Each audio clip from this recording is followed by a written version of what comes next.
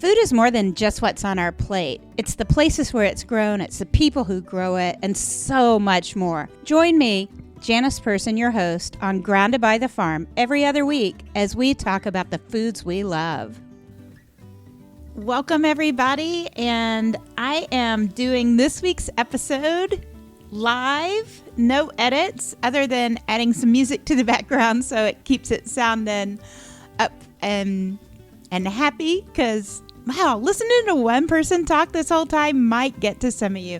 I'm Janice Person, and this is a new episode of Grounded by the Farm.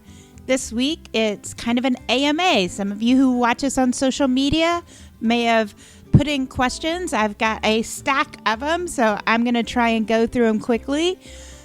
As I do that, though, I have already realized I'm going to have a lot of links in the show notes this week.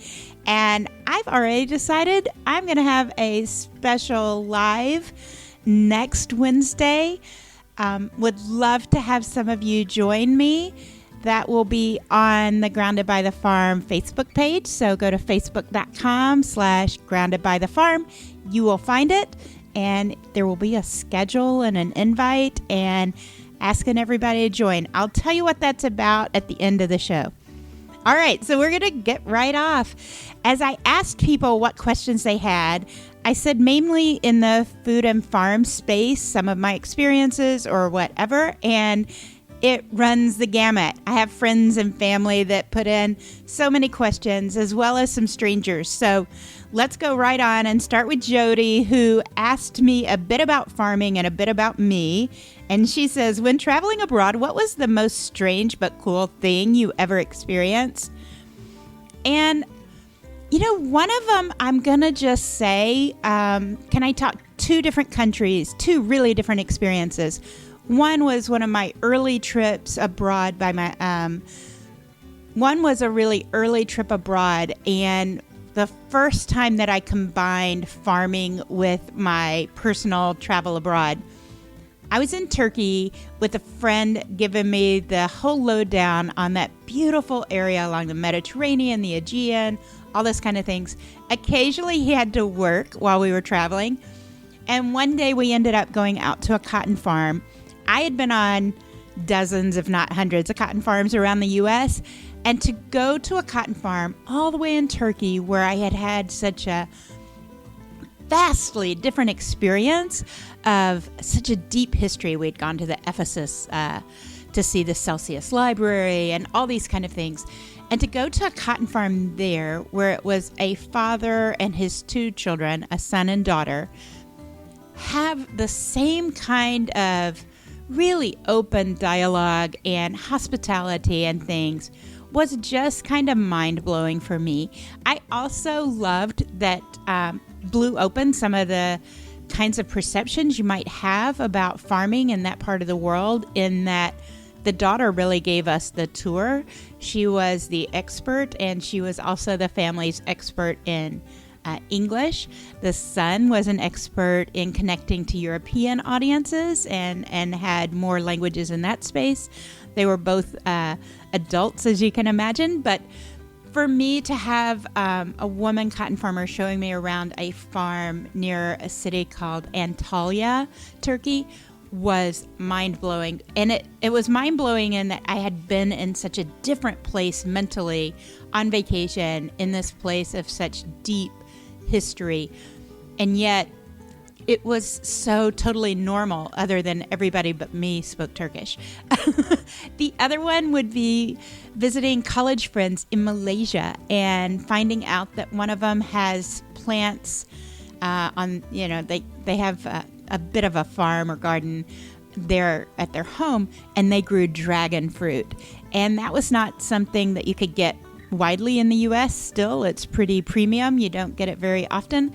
But they had these dragon fruit, and they kind of look like cacti to me. I think my imagination knows more about them now than reality, so I will check them out online or look to see if I can find my photos and post some of those. But I can still remember eating dragon fruit, pretty fresh from the plant, just sitting there, cutting it open and spooning it out kind of like some people might do with a cantaloupe or something, right? But we had just gotten them off of the plant, and that was so amazing. Also there, they have the pink outside of the dragon fruit, but you can not only get the white inside, but this really deep purple, and the different varieties taste very different. I'm a big fan of the purple, so if anybody knows where you can get those in the U.S., please let me know. That would be cool. All right. One of the questions came from my niece, and you guys already know by now, my nieces and nephews ask me a lot of questions. When I ask, this podcast has been great about encouraging this conversation with them. But this is not my ketchup brand eating nephew kind of question. This is a serious question for my niece Alicia, and she's like, Miss, what misconceptions have you learned in your time working with farmers that the general public have? And I would say I learned them because I had those misconceptions and eventually was confronted with the reality that that's not really the way it works. So I would say the stereotype I had were that there is a farmer stereotype. And now I realize that it is way more complex than any stereotype could ever capture. Sure, I've been on farms where a few people wore overalls, most of the time not. I've been on farms where you talk about chores a lot. Been on a lot of farms where you don't. But to understand the complexity of the differences of kind of growing wheat versus growing beans versus growing, having cattle and sheep, and the fact that so many farmers are really diversified. So a lot of the people who have animals also grow crops. It's not like the perfect old McDonald's song where everybody has 2 of this, 2 of that, 2 of that. Specialization is a good thing, just kind of like I'm a specialist in communications. Farmers have found that going a little bit deeper in 1 or 2 or 5 areas helps them. So that's probably one of the biggest misconceptions I think people have had about farmers. And that, it gets perpetrated pretty easily. All right, so another niece, Georgia, asked me, what's my favorite thing about a farm? And I can tell you right now, I miss it so much because I'm pretty hard quarantine, very much stay at home. Being out in the wide open is such an amazing feeling. And for somebody like me who's never owned an acre of land, for me to be with friends in a 30-acre pasture or a 300-acre field or whatever it is, there's such a rush of freedom that comes with that. And I think right now more than ever, a lot of us are missing that and wanting to find ways to be outdoors far more often because we have had so many hours spent at home. So that's probably favorite. I would say the other thing is the seasonality of farming is so amazing in that in the spring, everything is new. So you've got new calves if you've got cattle, and you've got new plants coming up, and it's this like feeling of such anticipation and such excitement. And then at harvest, it's like you really get to reap your rewards and see what you've been able to accomplish. And sure, you're going to see whether weather has dinged the heck out of you if you've had a bad drought or whatever it is. But it's such a feeling of accomplishment, and it's a cycle that's ongoing.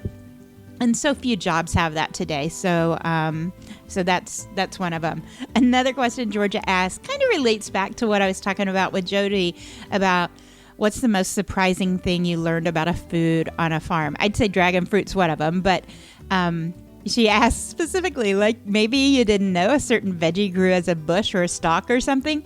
I would say in the Philippines with my friends Albert and Gita, I was so surprised to see pineapples growing on a farm. Later I saw them on Hawaii too, but to see those, they're a very weird looking plant. Same for artichokes later on in California. When I saw California artichokes growing, it was kind of like, okay, wait a minute, I gotta stop. it took me a while to figure out what they were. And then I texted a friend that lived in that area, and she said, yeah, you're in the artichoke zone. So that's what it is. Very strange plants. I'll make sure I find some photos and put those on the blog on groundedbythefarm.com with this podcast. All right. So my other niece, so I got all three nieces right here at the front. My niece Corey asked me what I would tell someone who's intimidated by new fruits and vegetables. Would I tell them to approach farmers and sellers to find out more about the food available to them at farmers markets and farm visits? That's a tough one, Corey. I think some of us are intimidated to have those conversations directly with farmers. And quite frankly, it's really cool how many different things are available online. So it's a good way to start learning online. Farmers actually pay for websites for each commodity. You can go to the watermelon board if you're like me and eating watermelon today, and get ideas on how to fix the rest of the watermelon if I don't want to, eat it all just straight. They'll tell you things like, maybe connecting it with something spicy or things along that line. And I think sometimes we forget that we have all those resources. I certainly never knew it early on. So I would say look for Watermelon Board or Watermelon Farmers Association, and then look at that website and see if you can get recipes and things like that. It really is a great way to go. And I'm trying to include that stuff in podcasts. Quite frankly, I will tell you, I've been doing better with vegetables, especially peppers. It's a great vegetable anyway. There's so much incredible nutrition in them. And so I've been doing better by talking to farmers. Of course, people at farmers markets love to talk to you about that. But remember, farmers markets only has, depending on where you are, if you are limited to only things that are grown locally, which are the favorite of my farmers markets, so I know that they're locally grown, asking those people is a great resource, but you may not have as many diverse choices. So, try all the things is what I'm going to suggest. And then she also asked, is there a database that shows what farms are open to the public so we can visit and do our own picking and learning? Okay, this is one that when I learned it, my mind was blown. Every state that I have ever checked has a website within their Department of Agriculture. In North Carolina, that's where Corey lives. It's called Got to Be NC. So it's gottobenc.com, and it's Gotta Be North Carolina Ag. In Tennessee, it's Pick Tennessee. Michigan, it's Pure Michigan. Here where I live, it's Missouri Grown. Each of those websites actually tells you a lot about what's in season, what farmers markets are available. Most of them have things where you can sort of see what educational options are available for farms. More and more farmers are doing things to encourage people to come out and see how things are done. But that is a special skill set within farming, and that's a special interest of wanting to do it. It's allowing people to bring more family members home sometimes. I will make sure I put some of those in the show notes, but one of the groups I spoke to this year was the Illinois Farmers Markets Association. I love doing public speaking, and I was able to go out and talk to them, and they have a really cool interactive map, and you can get there again by going through the Illinois programs and stuff, but the Illinois Farmers Market Association, and they provide a lot of that kind of information too. So Google is our friend when we know how to use it. I would say always look and see who's providing it. If you're going to your state agriculture department website, they are there to support large and small farms, organic, free range, GMO, all the things. They look at all the farm practices that are in their state, and they want to be an objective provider for the entire state. And so most of those state departments of ag work really hard on providing great information to consumers and may help you bust some of those other misconceptions you may have. So linking back to what we had said with Alicia earlier. All right. So one of the questions we discussed with my family on Sunday night's dinner, which I love having Sunday night dinner, but my family, we do it on the regular. And one of the questions we discussed was about what a bad day looks like. And have I had bad days on the farm? Obviously, farmers have bad days on the farm. It's harder for somebody who's just visiting farms to necessarily see what that looks like. And I've had a couple of really, really, my mom reminded me of a funny bad day, because it's funny now in history makes things much funnier than in the moment. But one of the bad days I had was very early in my career. I was working in New York and I'd flown to Mississippi and was traveling with some local field salespeople and was going to be seeing rice fields for the first time. I was so excited. And, I talked to Matthew in a recent episode about rice. I was so excited to be seeing rice because I love eating it so much. And he told me, don't worry about it. I'll have you some boots, because I was not sure what you wear. This is always a good conversation to have to farmers. Hey, and what should I wear? So long sleeves and long pants is frequently a good idea, even though it's hot, because the number of bugs and the way brush can scratch your skin and stuff. But he told me he had me covered on boots. And he gave me a pair of waders, and we're sitting there on the tailgate. We're putting the waders on, and I'm like, wait a minute. There must be a rock in here. And then I realized, nope, I'm getting stung. There's something in here. Oh, wait, something else has stung me. Oh, my God.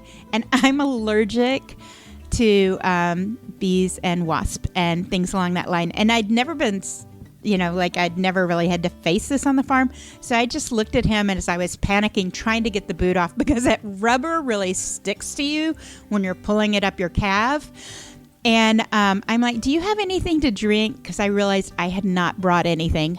Bad decision on my part. He also did not have anything he hadn't been drinking out of all day. And I said, well, I need to be taking some medicine really fast, because as we shook the boot out, a wasp nest came out, and it was so frightening. And we both lost all blood from our head.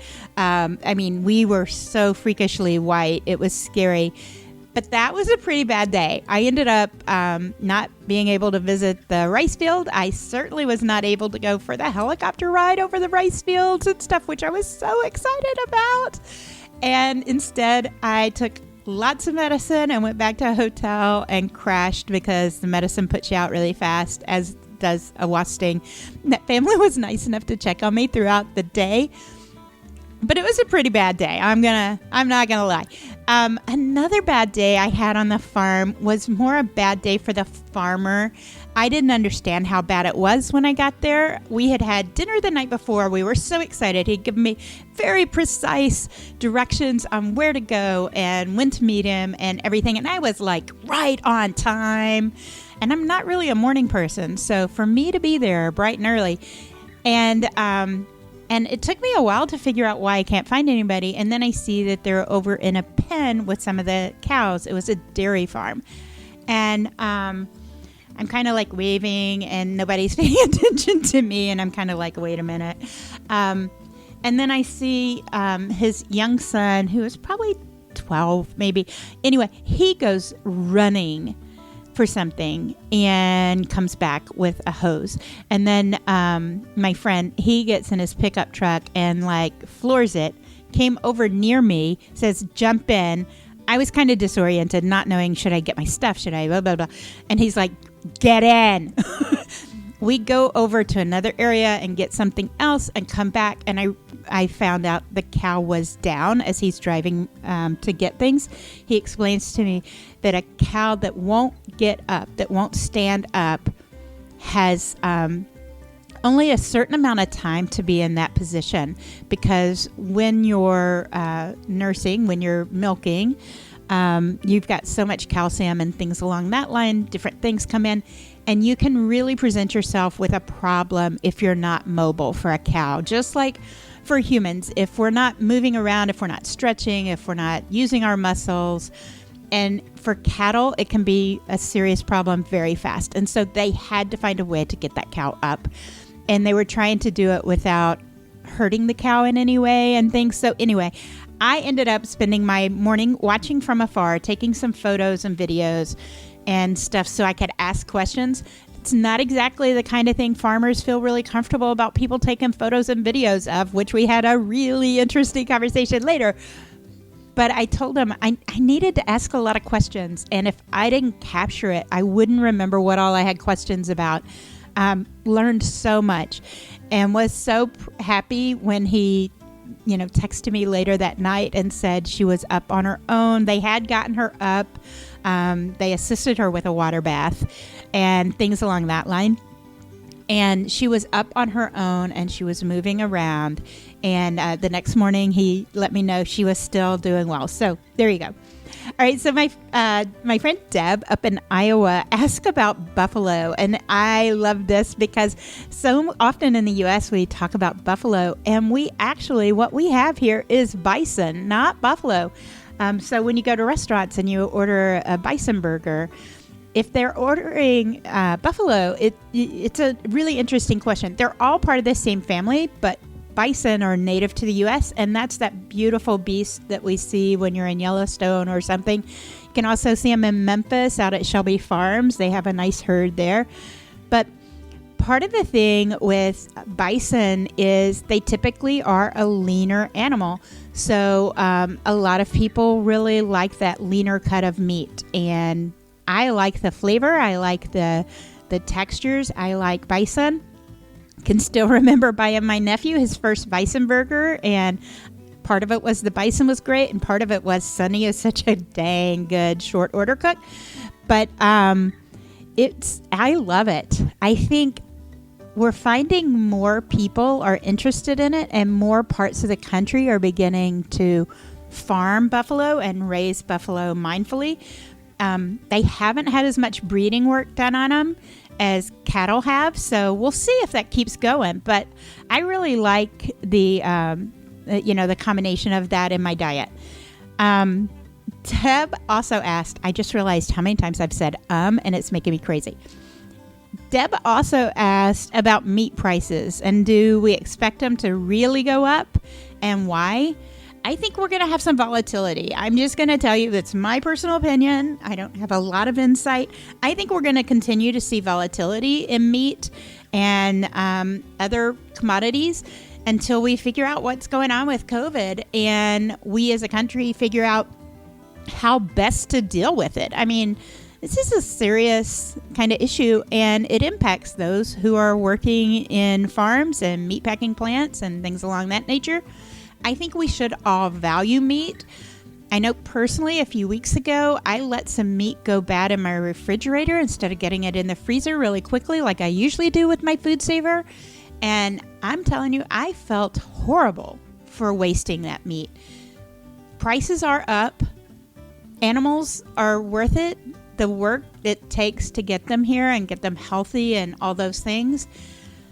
But right now, so people know, we're paying big prices in the grocery stores and stuff, but a lot of farmers are getting very low prices for the beef they're producing and things along that line. So what we see on our side of the grocery counter or the meat counter isn't always part of what farmers are seeing. A lot of what farmers see is supply and demand. And so it's like, how many cattle do we have ready to go to market this year? And what is the demand currently for that? Which is not always the same as what we see when it comes to the meat counter. Tiffany, who is an HR professional in St. Charles, here in the St. Louis area, she and I have talked quite a bit about this over the season, but she said she's been buying meat from a farm lately and noticed that some of the ground beef is really lean. She's not really familiar with it, but she says it prompted me to wonder, how are grocery stores able to offer a choice of lean percentage regarding ground beef? Do they pump fat into the meat to reduce the amount of ground beef sold in those units? Or she's just very curious is what she says. And that one's an interesting one. So when you think about the way ground beef is produced, steaks and tenderloin and things along that line all come from very specific areas of cattle. Ground beef is combined up from different parts, and some cattle are going to be a little fattier than other cattle. And I know that's a weird thing to say, but it's just like us. And trimming that fat back and trimming it off is an option butchers have. So maybe the farm you're ordering from said they want leaner ground beef. That means they're going to trim off more of the fat before they throw it in. What's interesting is I have Mary Beth Feitz, who was on the show earlier, has a couple of posts about when you might want to use a fattier ground beef versus a leaner ground beef. So I'm going to put that in the show notes, because I think when I used to just buy whatever was there, and I like lean, so I'd buy lean, and then I don't have as much fat to drain off. But for some things, you actually do want a fattier product. My guess is the farms that you're with could sell you something with that fat that's naturally alongside the meat, just not cut off. I mean, we're not talking about the marbleizing, but we're talking about, sort of the exterior fat that they can cut off really easily. So there you go. Alexis in Kansas City asked a question about how has COVID affected the way farmers work, or is it like they're mostly unaffected? And we've talked about that a little bit, but it has changed, I think, based on the time of the season of COVID, which is weird to think COVID has a season, but I'm just gonna go out there and say it does. For me, what I've seen is it really depends. Farmers who are coming in contact with a lot of consumers have more social distancing, more mask wearing, things along that line. There are some farmers out there who don't need any of those things because they're only with their home household most all the time, or they have a very small knit circle where, they have a couple of off-farm employees, and so those people are all kind of, getting their families together. I think that makes a lot of sense, but I do see that, some of my friends who are in rural areas are very concerned about the amount of COVID that is coming to rural areas, because maybe there's been less social distancing and things. The other thing, Alexis, I'm going to pull back up an episode we did earlier when we talked about the impact on meat production and the meat packing plants. So those places are larger facilities and a lot of people coming through the door at one time.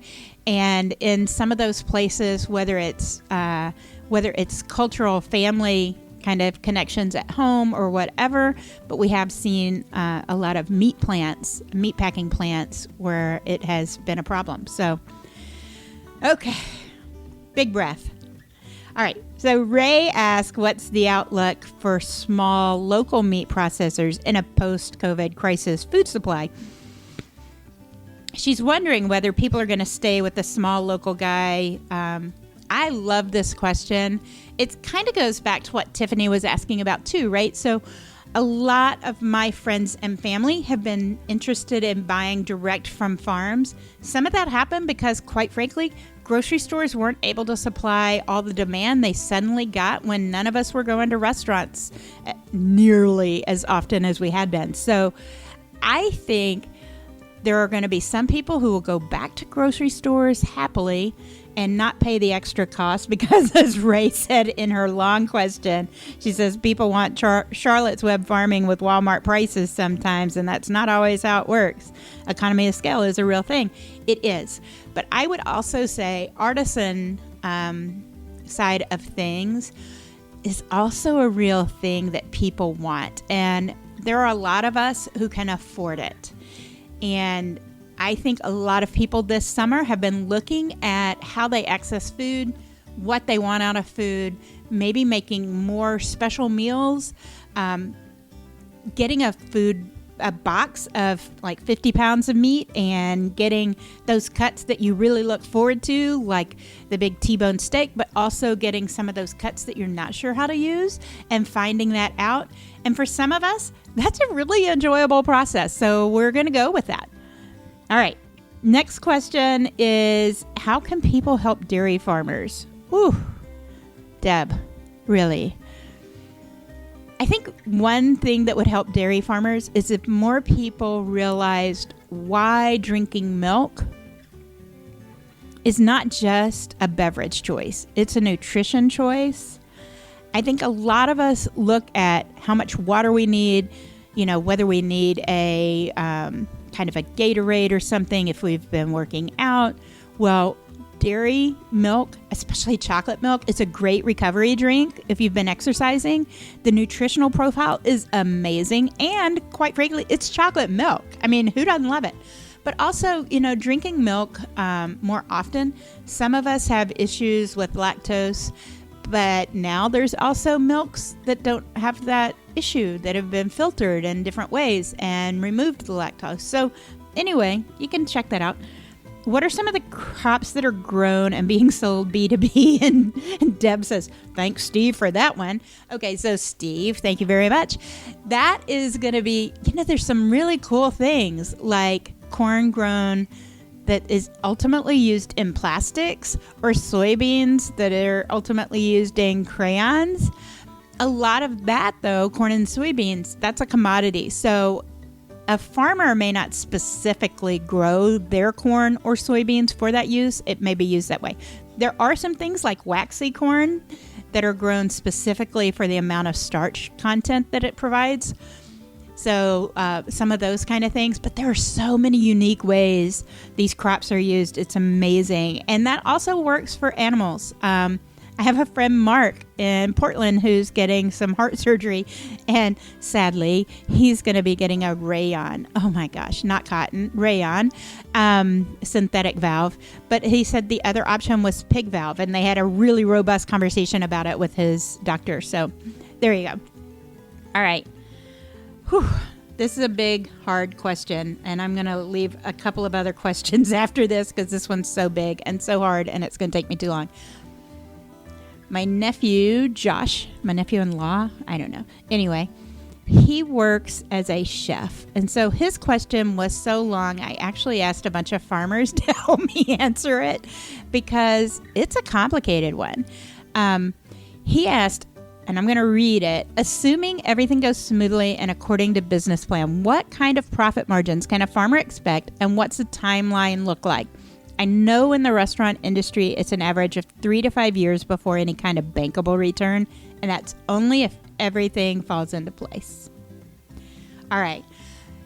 So I couldn't imagine a way in which a farm could know they could get a bankable return in 3 to 5 years. So I asked a group of farmers to help me think it through. And I had people say, well, when they put together their business plan for their family farm, new farmers did not have family land granted to them or family who already had equipment they could borrow or any of those kind of things. They were able to make a bit more than they had to pay out in bills. They were also, Katie's honest with me. Katie tells me that they also were using her income to pay for things like cars and health insurance and things along that line. So it's not really a clear one-to-one, right? Another thing to think about is in restaurants, nobody saw COVID coming, so we know that that has thrown everybody's 3 to 5 year plans off. But in farming, you have to be ready to weather every couple of years a severe drought, a hurricane, some kind of major national disaster where you may not be able to make ends meet. And so a lot of people look at, can I pay ahead on debt? Can I do things in a little bit different way? But seriously, a lot of families have one of the primary members of the family work off farm in part to have a very stable income, not as much risk, to know that some of those basic bills, things like cars and food on the table and insurance, can be paid every year. And they look at how they reinvest the money on the farm. A lot of farmers have that, next generation look to things. Like they want to be able to have that farm for their children, and they continue to reinvest any of the profits off of it. My friend Marie, who grows grass seed, have you ever thought about who grows the grass seed for your lawn? People like Marie in Oregon. And it is pretty interesting, how you decide to invest versus whether you're catching up from a pretty devastating year. So there you go. That's as good as I can get, Josh. I can't give you a 3 to 5 year rule. I wish I could. All right. I want to get back to something more positive and easy. And Molly asked me how to choose a good avocado. And I'm going to push you right back to Mimi, who says, when you're in the store, buy the hardest avocados you can find, because those avocados will ripen when they're at your house, and you need to wait for that avocado to want to be eaten, so be patient. So don't buy an avocado today thinking you're going to eat it tomorrow. Buy an avocado today and go, ooh, I can't wait for an avocado to be perfectly ripe in my home. And then there you go. I would also say try different kinds of avocados. Sometimes when I'm at the Fresh Market or Trader Joe's or Schnucks or something, sometimes they have different than Hass. I love Hass avocados, don't get me wrong, but it is fun to try the other kinds. And if you can't find them in your local markets, Mimi and her family at California Avocados Direct is happy to send some your way if they're in season. And they have different avocados in season throughout the year. So there you go. Another question Molly had was, how do you get more veggies in your diet? Okay, no lie. I mentioned peppers earlier. I have eaten so many more peppers since I talked to Randy Bailey, because he helped me see that the idea that stuffing peppers with one thing and one thing alone is a silly mindset. I have been stuffing peppers with all the things this year and loving it. And sometimes that's instead of a tortilla, but sometimes it's alongside the tortillas. But it does get more vegetables into my diet. Another thing that my friend Milton taught me is to puree or, pulverize them in the food processor or something. Things like carrots, and slip them into things in a meat sauce or something. A lot of times the flavor won't really be changed, but the nutritional value really would. So you can make a marinara. I don't want to necessarily see big chunky carrots in there, but if you boil those carrots and or steam those carrots, even better, and then kind of mash them up and things, you won't really notice they're there. And it certainly fools Milton's kids. Okay, I hope that they're not listening. You also asked about organic cotton and why it's so expensive. Have mercy. There is so much to say about organic cotton and why it's expensive. But let me just say, if you've driven around the South and you've been doing that at night, the number of bugs hitting your windshield sounds like rain. That's where cotton is grown, and a lot of those bugs in the rural South are really hard on cotton plants. So it's hard to get really good yields. A lot of farmers don't want to do that in the U.S. because it's so hard, and it means so much more demand in terms of how much workload they have. It's a tough one. And so higher workload on them means either they're getting a lot less per hour or they're hiring a lot more people, which means they're making less per hour. So it's a tough one. All right. And then Molly also asked, she is full of the questions. She also asked about a favorite way to eat summer fruits. And one of them is, I'm doing it now with my watermelon. This morning I had watermelon, and instead of just sprinkling a little salt, I had some seasoned salt, and it makes it a little bit spicy and a little bit fun. So there's that. All right. Whew. that was good. That is my stack of questions. So I'm going to wrap it up. I mentioned to you we're going to do a Facebook Live next week. Here's what that's about. My family has gotten totally addicted to Animal Crossing this summer. Animal Crossing New Horizon. And I personally have done a lot in the kind of make my farm friendly. So different people can make their islands whatever they want to be. And I'm going to give people a little bit of a tour around my Animal Crossing island. So you'll get to see the island and get to see the kind of flow of things, ask questions about how all that works. But it's amazing how much farm specific things you can build into a game on a Nintendo Switch if you have that interest. So I'm going to be doing that next Wednesday at, let's go ahead and say we're going to do that at 2 p.m. Hopefully some of your kids will enjoy that too. I know I have friends who are grown-ups who will appreciate it, and it just seemed like a fun thing to do. So hope I'll see you on facebook.com/groundedbythefarm next Wednesday at 2 p.m. It ought to be fun. If nothing else, I'll have fun with it. But I do think some of you may not know how Animal Crossing works, and it'll be interesting for you to see because it has been such a big part of people's lives. I'm not joking, right? Like in my family, we probably have 8 people playing, I think, 10.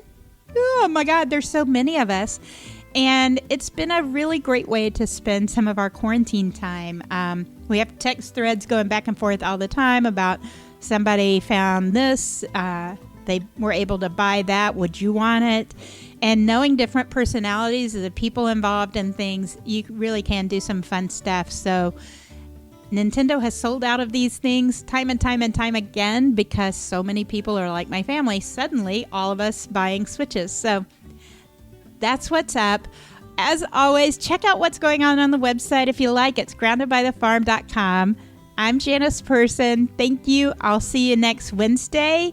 And then in 2 weeks, we'll be back with a new episode. Goodbye.